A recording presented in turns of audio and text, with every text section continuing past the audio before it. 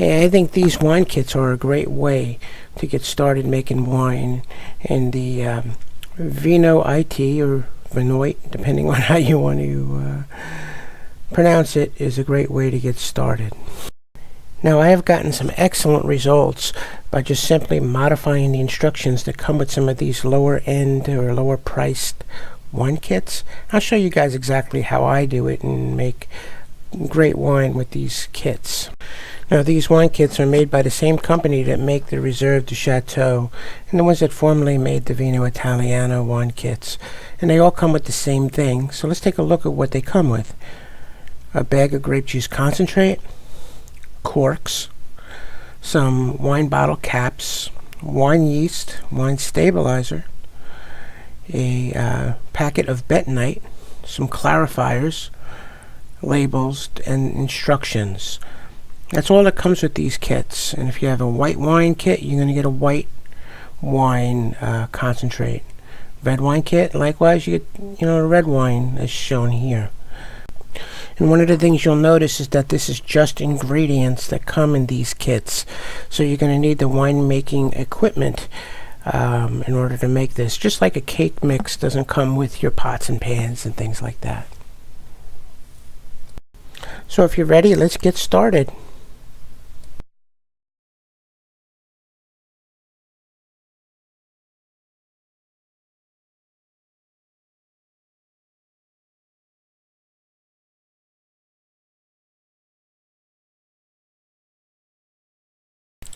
Alright, so before we get started, we're going to want to clean everything exceptionally well. I like this Be Bright cleanser. It's pretty much what I use almost exclusively, and it works, to me, I believe, excellent. It's very similar to OxyClean. Anything that touches the wine needs to be thoroughly cleaned, so we're going to need a long-handled spoon for this step. Our primary fermenter, which is basically a food-safe plastic bucket, that is big enough to hold our wine, so it has to be over 6 gallons, so there's 7.8 gallons. And make sure I clean every single piece of this, including the lid and the underside, and make sure anything that touches the wine is immaculately clean. Technically, for primary fermentation, you don't need to snap the lid on, but I do anyway, because I don't want any fruit flies or anything like that getting into the wine. So I also am going to be using an airlock, so I'm going to clean that out as well. And this is one picture, and they come in multiple types. We're going to also need to clean our hydrometer, because we're going to need to take readings of what our starting specific gravity is in the winemaking process. If your primary fermenter is equipped with a spigot, you want to make sure it is shut off completely, so that when you start mixing things up, you don't have wine spilling out all over your floor. Now, if you're just starting out and don't have any equipment whatsoever, it might make sense to get a winemaking equipment kit. And this is stuff that you would buy once and use over and over again. And it would have many of the things that you would need for your home winemaking hobby. Might make sense. Hey guys, here I am with the Vinoit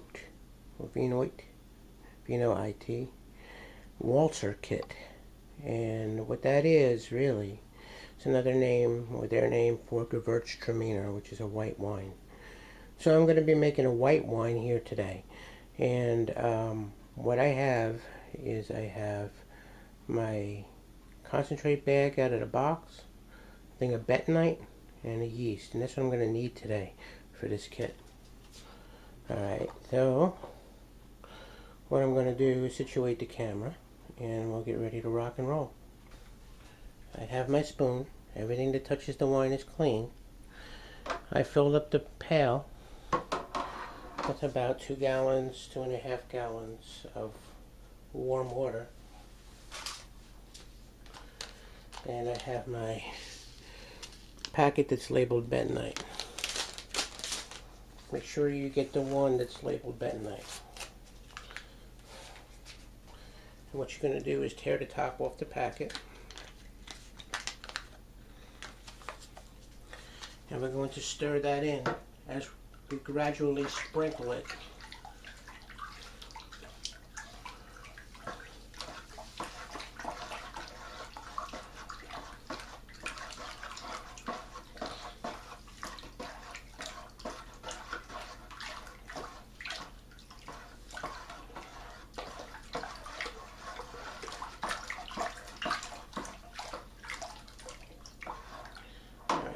That night is now added, stirred in, and then the next step is going to be to take the cap off. I have a cap removal tool of the concentrate. Okay, I'm going to take the cap off and carefully pour it in.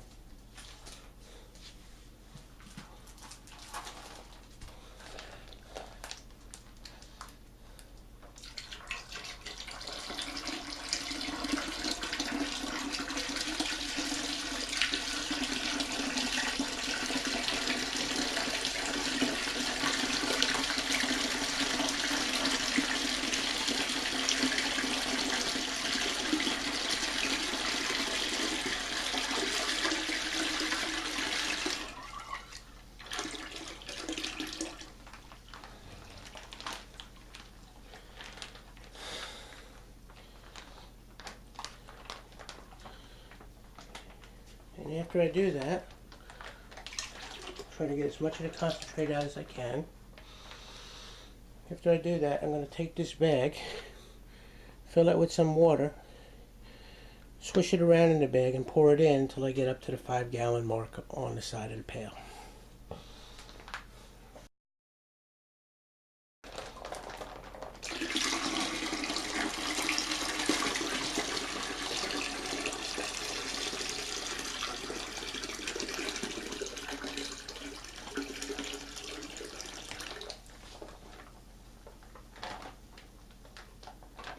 Almost at the 5-gallon mark.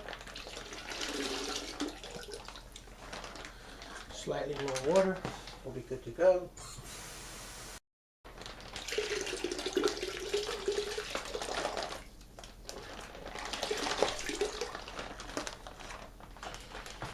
And now we need to vigorously stir.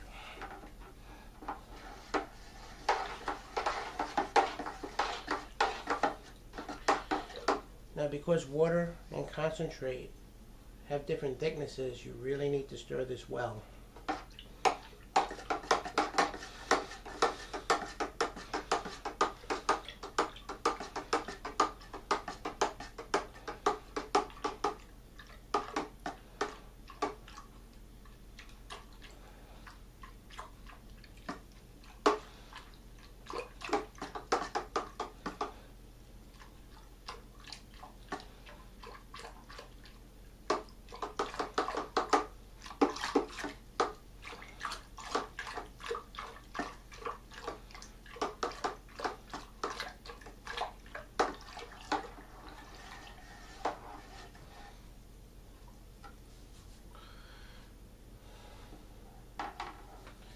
After we stir that,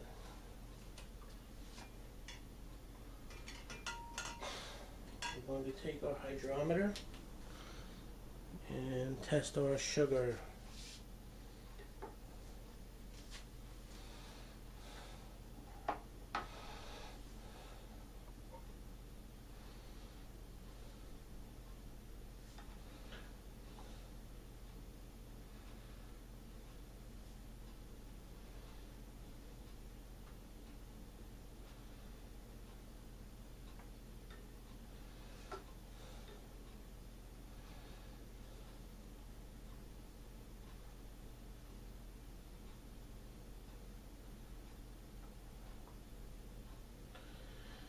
Okay, so this is a little bit more sugar in this particular batch than 1.1. So I'm going to add a little bit more water to this to balance it out.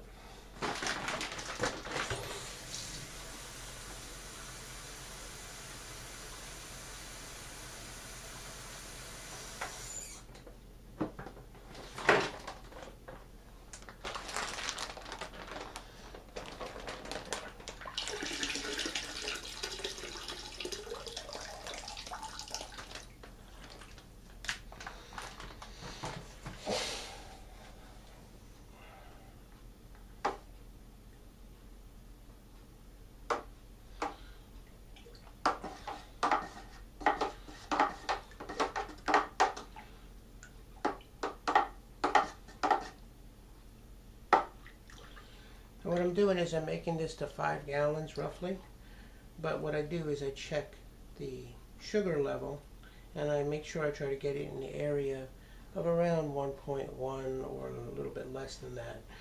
If you make it to 6 gallons, it comes out too diluted and not a high enough for my liking alcohol level.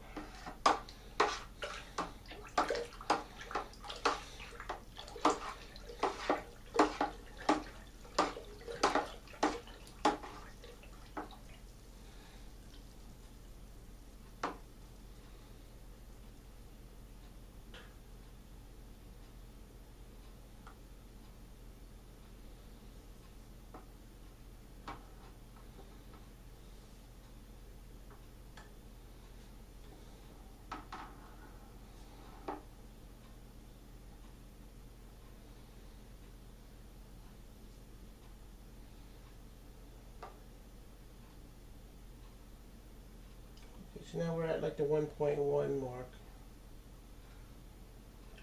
Okay. Which if we ferment this completely dry will give me close to a 14% wine.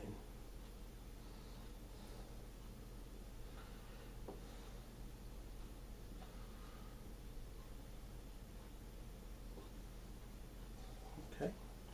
So I'm going to take the spoon out. Ideally you would want your grape juice to be around 75 degrees. We're going to take our packet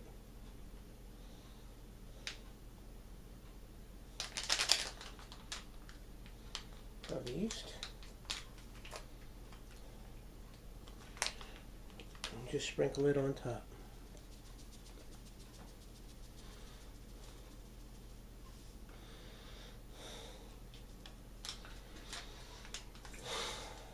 Just like that. I'm not going to stir it or anything.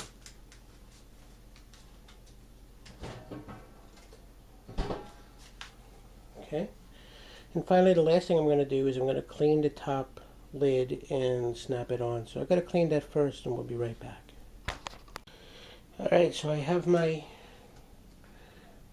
Waltzer kit, which is really a code name for Gewürztraminer, which is delicious white wine.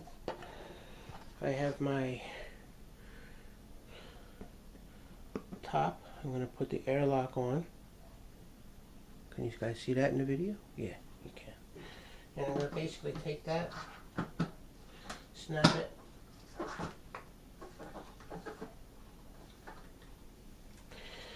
and I'm going to set that aside and monitor it. Alright, it's going to start fermenting, and you know, it's important to keep the temperature kind of warm around it. Ideally, you're looking for 75 degrees. I turn my house down to 65 at night and it's not a problem for me. No problem at all. I do a lot of wine kits. You guys can look at my channel. You can see all my wines. I don't only do kits. I do from fruit I grow and from wine from just about anything. So anyway, I'm going to put that aside and I'm going to let it start fermenting. And I should see signs of fermentation. And what are some signs of fermentation? What does fermentation look like? Well, let's look at that other carboy there, which is another kit that I've been doing. This is the Grand Cru kit. I'm just going to zoom in on that airlock. I just want you guys to see what that looks like. You see it bubbling? You see that? Bubble, bubble, bubble. That's what's going to happen to the other airlock once fermentation starts. It should start bubbling like that. So that's what we're looking for. And if for some reason it doesn't start, you need to get another packet of wine yeast to put in. You know, it's just typically one of the things that happens from time to time. I haven't seen that happen with the Vinoit Italiano or any of those kind of kits before. I have seen it happen with one of my homemade wines, or a couple of my homemade wines. It happens from time to time. Sometimes the yeast doesn't take, so, or sometimes you get a bad batch of yeast. So it's good to have a couple of extra packets of wine yeast, and it's very different than bread yeast. You need a stronger yeast for winemaking. All right, so we're going to monitor the other airlock. That one. I'll put that aside, and roughly in about 10 to 14 days, we're going to be able to transfer the wine from this pail